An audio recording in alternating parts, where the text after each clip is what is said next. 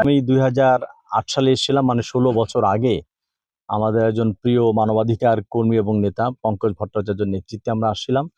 তখনও কিন্তু আমি বিহারটাকে দেখে গেছি এবং বিশাল গর্জন কাঠের পুরনো যে পিলারগুলো দাঁড়িয়েছিল, তারপরে বৌদ্ধদের যে প্রিয় বৌদ্ধ মূর্তি সেগুলো আমরা দেখেছি, ছোটখাটো অনেক বড় মূর্তি। এই নিয়ে আমি অন্তত 5 বার কিন্তু এখানে আসা হয়েছে আমার। এটি নিয়ে বহুদিন ধরে আমরা লেগে আছি, আন্দোলন সংগ্রাম করছি। আমরা যখন প্রথমবার আসছিলাম, এই মোহাম্মদ আলীর ছেলেরা আমাদের থাকা অবস্থাতেই এখানে গ্রেনেড ফাটিয়েছে, বোমা ফাটিয়ে আমাদেরকে আতঙ্ক তৈরি করার চেষ্টা করেছে। সেটা কিন্তু আমরা প্রেস কনফারেন্সে উল্লেখ করেছি। তো আমাদের কথা হচ্ছে যে এই অঞ্চলের যে একটা ইতিহাস, এটা ঐতিহ্য, এইগুলা কিন্তু মুছে ফেলার একটা জায়গা তৈরি করছে।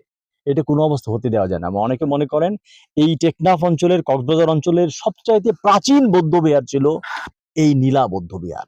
এবং নীলা বানানটাও দেখবেন, এটা কিন্তু ওই শব্দটা রাখাইনদের শব্দ, হ ন ল, এটা বাংলা ভাষায় এইভাবে লেখা যায় না। এর নামের মধ্যে আছে যে এদের ইতিহাস ঐতিহ্যটা কার বৌদ্ধ বিহার। কাজে আমাদের যে দাবি হচ্ছে, এই যে যে গেল বিগত ফ্যাসিস্ট স্বৈরাচারী সরকার, যারা ধরুন টাকা পাচার করেছে, বিদেশে সীমাহীন 17 লক্ষ কোটি টাকা পাচার করেছে, বিভিন্ন সাধারণ মানুষের জমি জমা দখল করেছে, এবং এদের দখলের জায়গা থেকে এই কুয়াকাটায় গেছি আমরা, পটুয়াখালীতে গেছি, বাংলাদেশে অনেক জায়গায় গেছি, কোনো মন্দির থেকে শুরু করে মসজিদের জমি থেকে শুরু করে দেবোত্তর সম্পত্তি কোনো কিছুই রেহাই পায়নি। রেহাই যে পায়নি তার নমুনা হচ্ছে আজকের এই বৌদ্ধবিহার নীলাতে আমরা আসছি, কোনো চিহ্ন খুঁজে পাবেন না। বুদ্ধের যে মূর্তি দেখে আসছেন আপনারা কিভাবে তার হাত ভেঙে ফেলেছে। তো এইটা তো আমরা একটা মুসলিম হিসাবে আমাদের কোনো মসজিদে আঘাত হলে আমাদের কষ্ট লাগে না? তো অন্য ধর্মের মানুষের যে কষ্ট লাগে, তাদের যে সংবেদনশীলতা, একে সম্মান করতে হয়। এটার নাম হচ্ছে গণতন্ত্র। যে সংস্কৃতিপূর্ণ একটা রাষ্ট্র আমরা তৈরি করেছি। আমি মনে করি that is the beauty of democracy. এটা আমাদের নতুন যে সংবিধান লেখা হবে, বলা হচ্ছে পুনর্লিখন, সেখানে থাকতে হবে এবং আমাদের প্রতিদিনকার জীবন আচরণের মধ্যে এটা থাকতে হবে।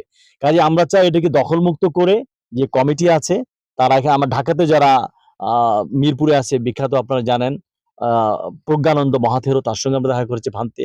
তারপরে সদানন্দ যিনি আছেন হচ্ছে বাড্ডাতে, সদানন্দ, তারপর হচ্ছে সনন্দ প্রিয়, ওনার সঙ্গে আমাদের কথা হয়েছে, দেখা হয়েছে।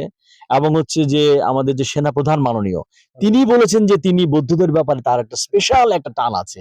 তিনি কিন্তু মেরিল বাড্ডায় গিয়েছিলেন, আমার একটা অনুদান তিনি সেখানে দিয়েছেন।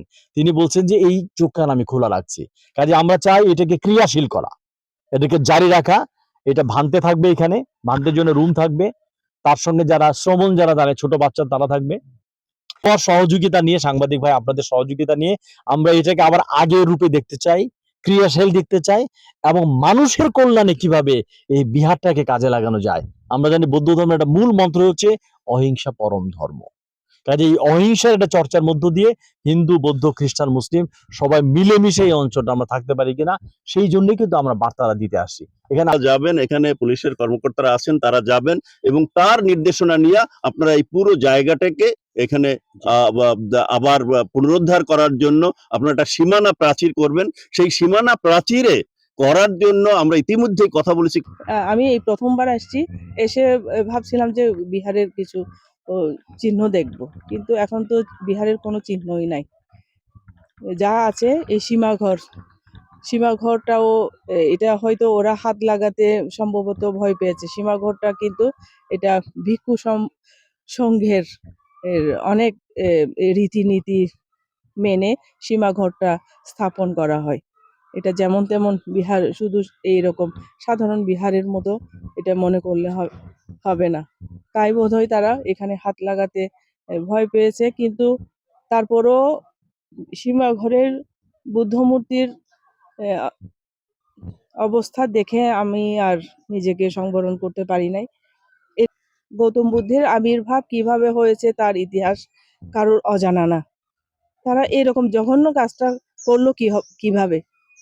একটা সরকার যারা পুরা দেশটাকে আগলিয়ে রেখেছিলেন, কাজ করেছিলেন দেশের জন্য, তারা যদি এরকম জঘন্য কাজ করে, তাহলে আমরা তাদের কাছ থেকে কি আশা করতে পারি? তাদেরকে কি বাধা দেওয়ার মতো কেউ ছিল না? তাহলে আমরা মনে করব তাদের সাথে সবাই একাত্ম হয়েছিলেন।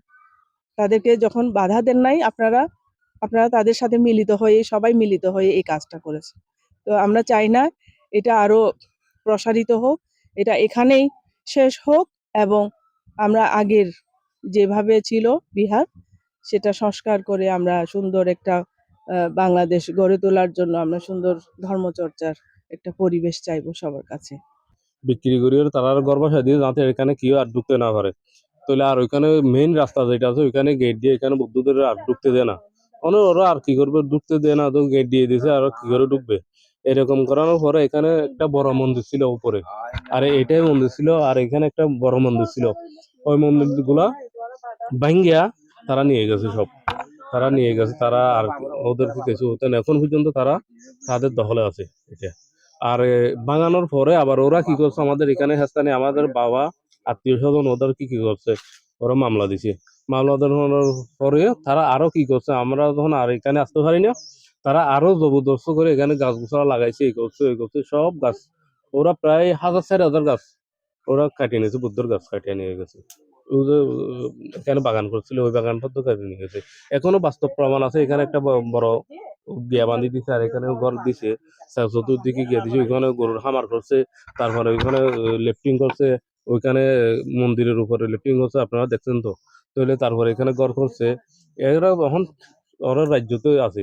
এখন আমরা এখানে যে দক্ষিণলা বড় বৌদ্ধ বিহার, বিহারের জায়গা, এটা খাস খতিয়ান হলেও এটা কিন্তু ক্যাংবাড়ি লেখা আছে, আর একটা আছে শ্মশান লেখা আছে, আর একটা হচ্ছে পুকুর আছে। যেগুলো আছে এটা কিন্তু সুস্পষ্ট কিন্তু বৌদ্ধদের ব্যবহার্য। এটা এগুলোর থেকে উচ্ছেদ চাই, এবং এই জায়গায় থেকে ইউএনও সাহেবের প্রতিবেদন মতে এখানে বৌদ্ধ বিহার করা হোক, সীমাঘর করা হোক, এবং আমাদের নিরাপত্তার জন্য এখানে পুরো একটা বাউন্ডারি ওয়াল করা হোক। এটা আমাদের সেনাপ্রধান সাথে আমাদের বুদ্ধ ভিক্ষুর সাথে কথা হয়েছে, কাগজপত্র দিয়েছি।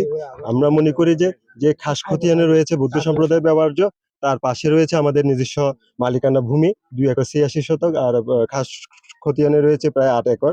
টোটালি ওই জমিগুলো উদ্ধার হওয়ার পরে এই এলাকায় একটা বুদ্ধ বিহার স্থাপনা হবে, সীমাঘর নির্মাণ করা হবে, এবং বাউন্ডারি ওয়াল দিয়ে এখানকার যারা লোকাল কমিউনিটি রয়েছেন, আমাদের পাশের মুসলিম ভাইরা, হিন্দু ভাইরা, তাদের জন্য এখানে যদি একটা ভালো একটা ইংলিশ মিডিয়াম ভার্সনে যদি স্কুল করা হয়, এই এলাকার মানুষরা উপকৃত হবে, এটা মনে করি।